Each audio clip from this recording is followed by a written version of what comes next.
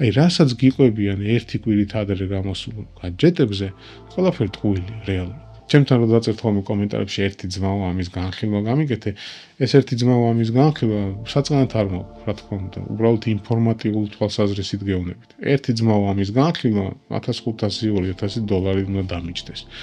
რა თქმა უნდა, ყველა ახალი გამოსული гаджеტისთვის არ მაქვს მაგდენი ფული და რევიუებს შეძლების დაგვარად გიკეთებთ ისეთ რაღაცებზე, რასაც ჩემ ფულს ყიდულობ და ჩემთვის ყიდულობ, ან ვიღაცას ვეთხოვე, გამოვართვი და დღეს ტელეფონი ზოგადად ძალიან ესეთი ინტიმური თემაა, ძალიან ძნელია ვიღაცას ეთხოვო და გამოვართვე, იმიტომ რომ ფიზიკურად შეუძლია ეხა შენ ტელეფონს ვიღაცას ხო არ ათხოვ, თან ჩართულს გამართულს უკვე მუშა პროცესში იცი რომ ვიღაცა ან კი მესიჯებს, ან მეილი მოგდის, ან არ არსებობს.